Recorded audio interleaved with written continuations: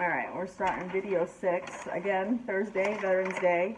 If you're watching this in a playlist format, we had just done video 5 and I had to stop the video mid because the report ran a little long. So, this is continuing Officer R.C. Irish account supplemental report.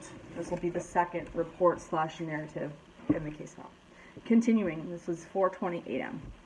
After having a lengthy discussion and briefing Mr. Kamoski, which is the man, the social services man that took care of my sister and I, on the situation of the relationship of the 2 minor children to Russell Peterson, we talked to Mr. Peterson in the office in the police department. Mr. Russell, they gave him like the Mr. Russell, that's his first name. Mr. Russell was immediately advised that I did not want to talk about the shooting or the incident at their home. We just wanted to talk to him about the welfare of the children and what Mr. Kamoski and his organization could do as far as taking care of the children for a while. After a short-term conversation, Mr. Peterson seemed amenable to allowing DES to take custody of the children and put them in a foster home, at least temporarily, so they could get some sleep. I remember that night. At 5:20 a.m., Mr. Peter Korn came to the police department at the request of Russell Peterson to take custody of the children. Mr. Kamoski had been downstairs awaiting further information from his supervisors when Russell Peterson called Korn to come to the office and get the children. Mr. Korn's phone number is redacted. I had subsequent conversations with Mr. Korn after he departed the police department. He called at 6:20 a.m. and then 8:20 a.m. During these conversations with Mr. Korn, he indicated to me that the victim, meaning Stephanie, has been very distraught lately. Victim blaming already. She works at the restaurant that he owns and worked yesterday evening, which would be a Thursday, until approximately 5:45 p.m.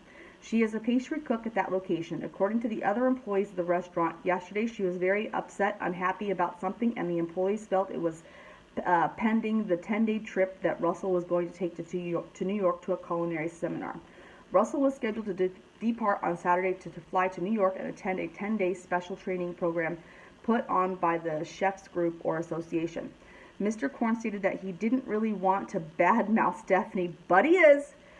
But around work, it seemed like the relationship between her and Russell was always somewhat argumentative, but that she was always the one causing a problem.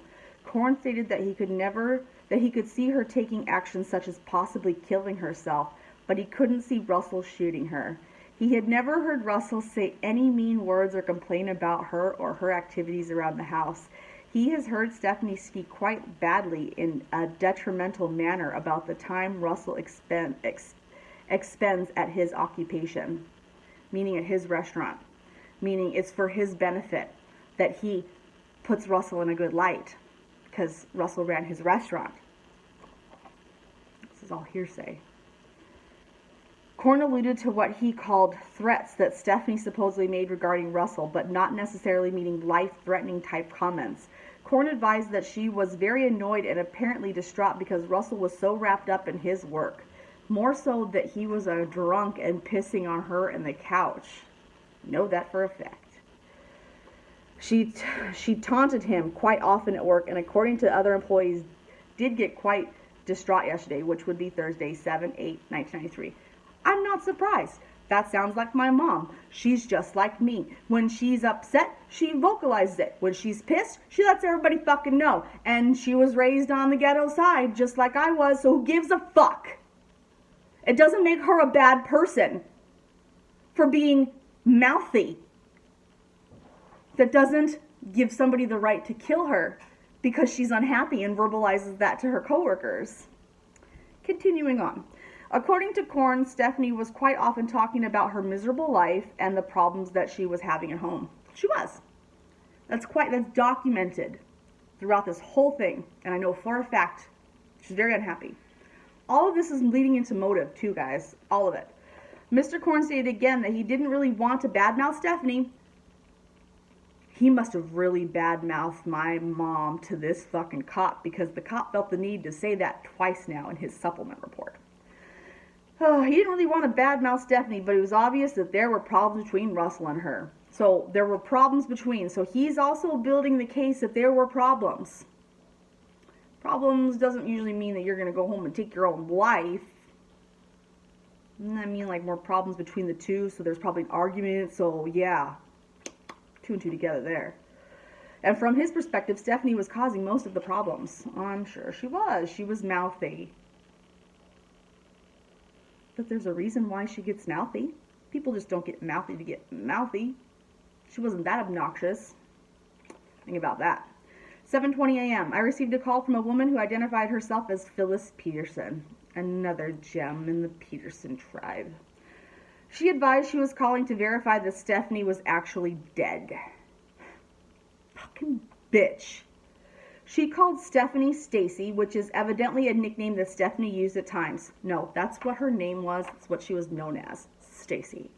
According to Phyllis Peterson, she and Russell's father, Kenneth, Father Ken, remember that name, guys, are separated, but Russell had spoken earlier in the day to Kenneth and advised him that Stephanie was deceased. I verified the information during the phone call. We're not done with this guy's report, but we're almost there, and that's a complete video 6 of this guy's report. We'll figure out where the next video goes in a second. Alright, so this is the next morning again. His last update, that was at 7:20, Phyllis starts calling and asking if my mom was really dead. Fucking bitch. At 11:30 a.m., this officer says, while checking with Detective Spokes and Investigator Salvaro at 530 Coffee Pot Drive, Miss Ruth Bedland, another employee of the restaurant where the participants in this incident worked, stopped to speak to me.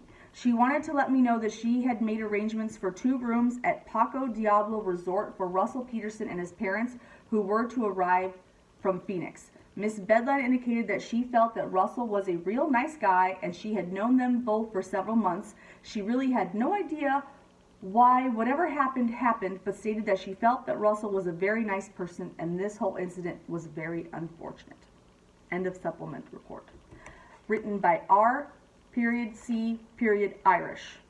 Hashtag number 2.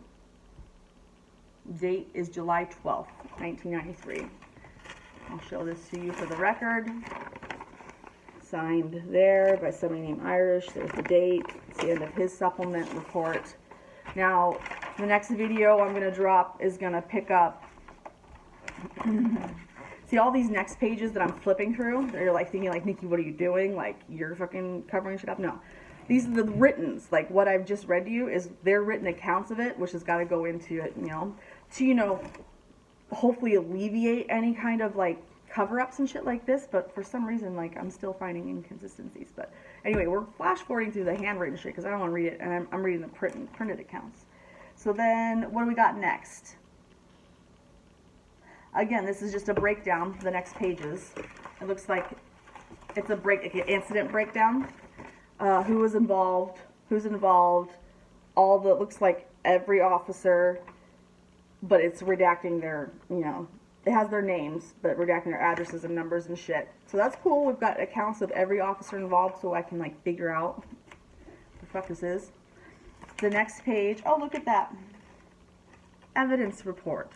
So, you know what? Yeah.